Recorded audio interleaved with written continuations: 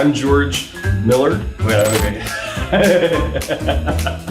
All right, so I'm George Miller. I am a life coach, an executive presence coach, career coach, and I'm here with Dr. Phil Blue, and I am coach, director of operations here at the Wright Foundation, and professor of applied neuroscience at the Wright Graduate University for the realization of freaking potential. Badass. Okay, so if you like this stuff, you want coaching, check out in the comments below and in the description below. Like this, subscribe this, let us know what you want. Send us what things you want us to respond to. And if you don't want to do coaching or anything like that, there's all kinds of other things in there for you to check out. Again, I would love to hear from you. We want to hear what your questions are. We want to hear what things you want us to respond to. And can they contact us directly? Yeah. Okay, contact us directly. Yeah, absolutely. All right. Am I the asshole for walking out on my job? Yes. I recently found out that my partner is pregnant. We have decided that we will be moving to be closer to our families. Monday, I sent out a resignation letter to my two bosses stating a 3-week notice. One of them proceeded to ask me if the pregnancy was real or if I was making it up as an excuse to leave. Then proceeded to tell me that we would likely miscarry. That's ridiculous. Told me I was screwing them over and that I had no reason to leave so soon. I processed that for a day and thought it was disrespectful and unprofessional. So I called boss number 2 and they backed boss number 1. They felt I needed to verify the pregnancy and that I was being unresponsive with a 3-week notice. Just now, I sent off an email stating that I would not be returning to the office tomorrow. For context, I am managing one of 3 locations with no other support employees at my shop. The shop will effectively close until they can hire a new employee. I finished every existing customer project today before cleaning the entire shop and leaving my key in the lockbox. Apparently, I've ruined a road trip and a vacation to Hawaii due to my selfishness. I don't understand that last thing. Apparently, I've ruined a road trip and a vacation to Hawaii. Oh, their road trip. Okay, thank you very much. Is this real? I mean, I'm freaking hurt. Yeah. That's really painful.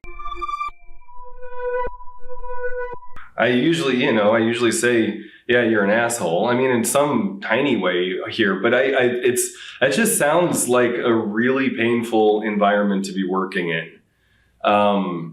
And I really want your bosses to get some coaching in social and emotional intelligence and management to to build people up. I don't know. I mean, again, there's not a ton of information and context here.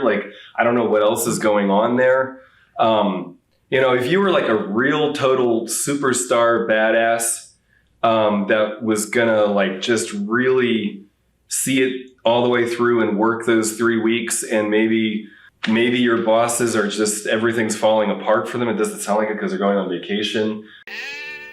If things are at that state where you just kind of described a place that sounds like it's not really being handled at all and you're the only person there, then I'm surprised that your bosses are not more worried about what's going on there overall. I don't know. I don't really think you're the asshole in this one. I feel just really hurt about the whole thing. Yeah. I want to hear what your thoughts are. Yeah, so my thing is, one thing is, regardless of what has happened in the past, the boss's actions are not okay. That's just, the bosses are the assholes here. I mean, in a large way. I'm interested in boss number 3. Absolutely. I'm the boss. But something has happened. I mean, this person's leaving the job for a pregnancy. I don't understand why you'd leave a job for a pregnancy. Oh, yeah. There's just a lot of information you were missing. What was happening that led the bosses to be so mean to you? Are the bosses just inherently mean? I kind of doubt it. But what did you do to piss them off so bad that they're coming at you like that and wishing for a miscarriage? That just feels, I mean, obviously there's nothing you can do to justify that. So I got it. But that's just bizarre. And it's a physical job. So they're running the store. So, yeah. Okay. So there is a reason to do it. So, I mean, the bosses are clearly the assholes here. I don't even know how much we want to dig into this one because there's just so much. What an asshole!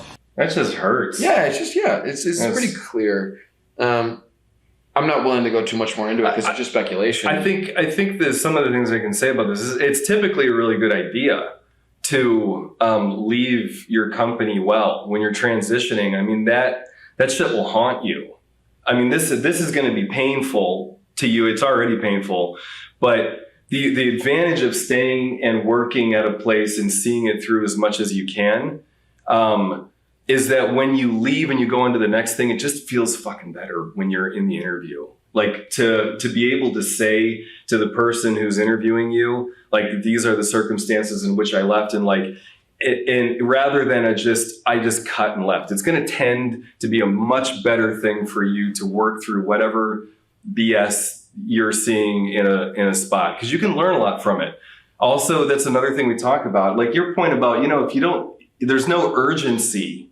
I think you're feeling really hurt. That's totally understandable. That is some painful stuff.